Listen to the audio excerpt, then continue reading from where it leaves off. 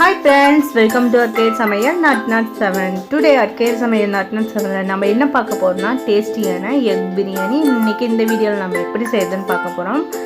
இன்னைக்கு வந்து நான் காலிஃப்ளவர் யூஸ் பண்ணி இந்த எக் பிரியாணி செஞ்சிருக்கேன். ஏன்னா வந்து வெறும் எக் மட்டும் யூஸ் பண்ணி செஞ்சா அவ்வளோ டேஸ்ட் கிடைக்காது. அதனால நம்ம காலிஃப்ளவர் யூஸ் பண்ணி செஞ்சிருக்கேன். இவ்வளோ டேஸ்டியான அருமையான எக் பிரியாணி எப்படி செய்யறதுன்னு பார்க்கலாம் வாங்க.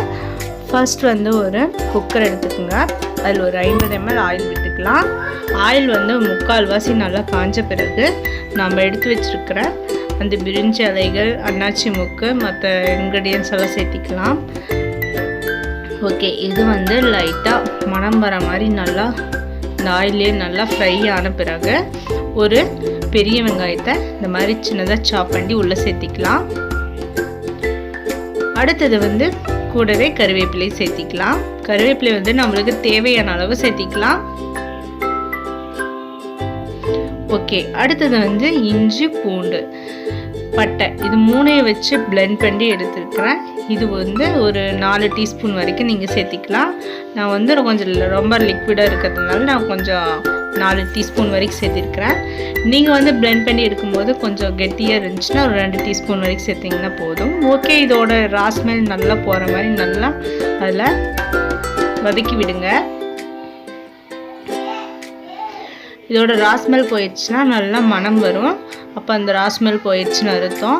அடுத்தது வந்து நாம் புதினா, கொத்தமல்லி தழை, இது வந்து ஒரு 1.5 கைப்பிடி அளவு இதுக்கு சேர்த்திக்கலாம். கொத்தமல்லி வந்து கடைசியில் தான் போடணும். நான் வந்து இது முன்னாடியே சேர்த்திக்கிட்டேன். உங்களுக்கு வந்து கடைசியில் போடுற மாதிரி இருந்தாலும் போட்டுக்கோங்க. ஓகே, 1.5 கைப்பிடி அளவு கொத்தமல்லி, புதினா, இது 2 சேர்த்திருக்கிறேன். ஓகே, அது பச்சை வாசனை போகிற மாதிரி நல்லா வதக்கி விட்டுருங்க.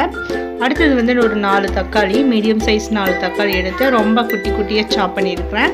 அதை வந்து இதில் போட்டு நல்லா மிக்ஸ் பண்ணி விட்டுருங்க. தக்காளி வந்து நல்லா குழஞ்சி வேகிறதுக்கு மேலே வந்து உப்பு தூவி விடுங்க.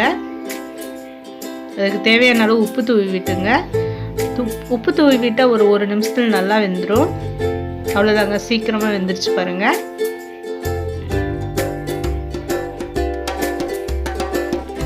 ஓகே, இது வந்து நல்லா வெந்த பிறகு ஒரு காலிஃப்ளவர் எடுத்து அதை நல்லா சுத்தம் பண்ணி எடுத்துக்கலாம்.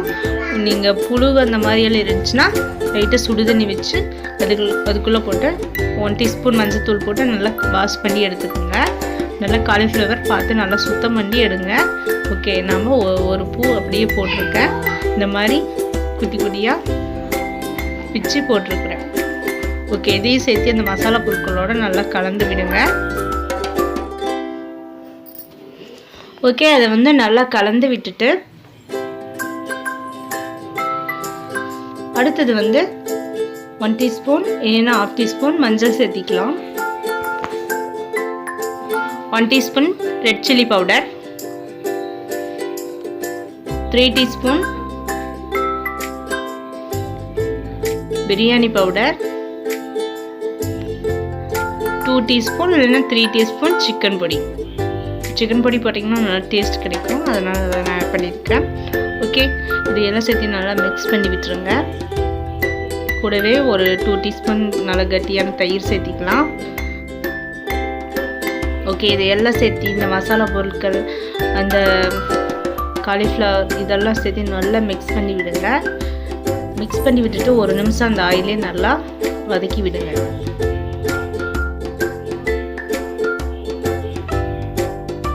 பாருங்க, பார்க்கும்போது நல்லா கலர்ஃபுல்லாக இப்படி சூப்பராக இருக்குதுங்க.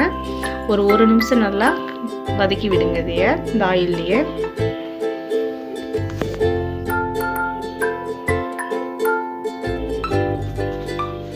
ஓகே, 1 நிமிஷம் நல்லா வதக்கி விட்டாச்சு. இந்த பிரியாணிக்கு வந்து நான் ஒரு 2 டம்ளர் அரிசி எடுத்துருக்கிறேன். அதனால் மெஷர்மெண்ட் வந்து ஒரு 4 டம்ளர் தண்ணி.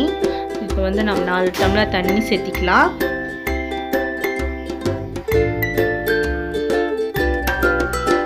டம்ளர் அரிசிக்கு 4 டம்ளர் தண்ணி. நான் பாஸ்மதி ரைஸ் எடுக்கல, சாதாரண புழுங்கல் அரிசி தான் சேர்த்திருக்கிறேன்.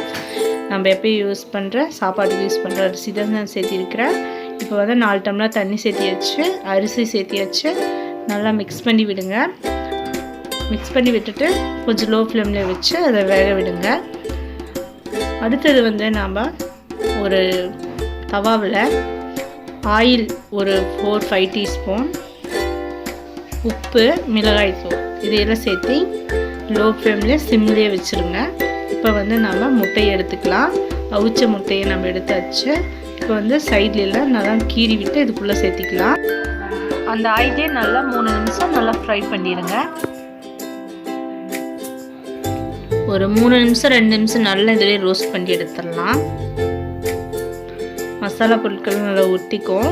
உப்பு காரமெல்லாம் அதில் நல்லா ஒட்டி நல்லா டேஸ்ட் கொடுக்கும். அதனால் இப்போ வந்து நம்ம லோ ஃப்ளேம்லேயே வச்சு அதை வச்சு நல்லா வேக விட்டாச்சு. 3/4 பிரியாணி வந்துருச்சு. இந்த ஸ்டேஜில் வந்து நம்ம முட்டையை போட்டுக்கலாம். அதில் முட்டையை போட்டுட்டு நல்லா அதை கலக்கி விட்டுருங்க. பாருங்கள், 3/4 பங்கு இதுலேயே வெந்த பிறகு நம்ம முட்டையை சேர்த்திக்கலாம். எக்கு சேர்த்திட்டு நல்லா கலக்கி விட்டுட்டு அப்புறமேல தான் நம்ம விசில் விட போகிறோம். நம்ம நார்மலாக 3 விசில் விட்டோம்னா இது 3/4 வெந்துருச்சு. அதனால் வந்து 3 விசில் 4 விசில் விடும்போது நம்ம 3/4 வெந்த பிறகு 1 விசில் விட்டால் போதும். ரொம்ப பழைய அரிசி இருந்தால் 2 விசில் விடுங்க போதும். இப்போ வந்து நான் 2 விசில் விட்டுக்கிறேன். நீங்கள் அதை குக்கர் மூடி போட்டு 2 விசில் விட்டுருங்க.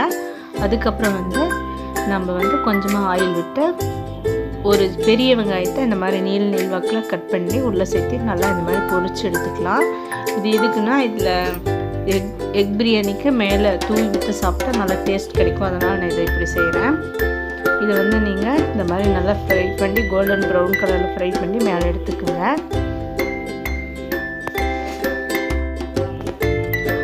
அவ்வளோதாங்க, சூப்பரான எக் பிரியாணி நம்மளுக்கு ரெடி ஆயிடுச்சு. இப்போ ஓப்பன் பண்ணியாச்சு.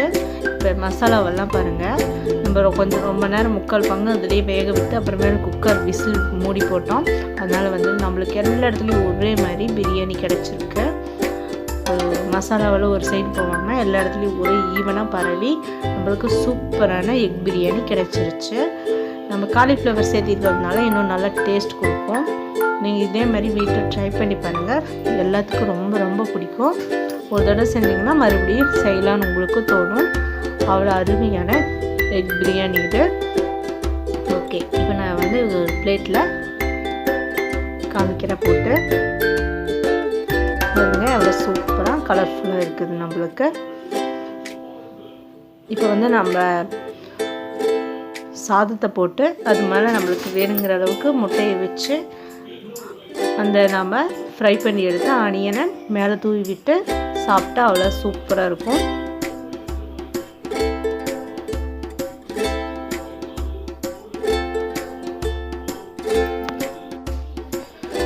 ஓகே, இந்த வீடியோ உங்களுக்கு பிடிச்சிருக்குன்னு நம்புகிறேன். இந்த வீடியோ உங்களுக்கு பிடிச்சிருந்தா நம்ம RKR சமையல் நாட்னா 7 மறக்காமல் சப்ஸ்கிரைப் பண்ணுங்கள். பக்கத்தில் இருக்கிற பெல் பட்டனை கிளிக் பண்ணிவிட்டு அதில் ஆளுங்கிற ஆப்ஷனை கிளிக் பண்ணுங்கள். அப்போ தான் நம்ம போடுற வீடியோ உங்களுக்கு நோட்டிஃபிகேஷனில் வந்து சேரும். அதுவும் இல்லாமல் உங்கள் ஃப்ரெண்ட்ஸ் எல்லாம் பார்க்கணுன்னு உங்களுக்கு விரும்பினா மறக்காமல் ஷேர் பண்ணுங்கள். ஓகே, இதே மாதிரி இன்னொரு நல்ல ரெசிபியோட மறுபடியும் சந்திப்போம். ஓகே, பாய்.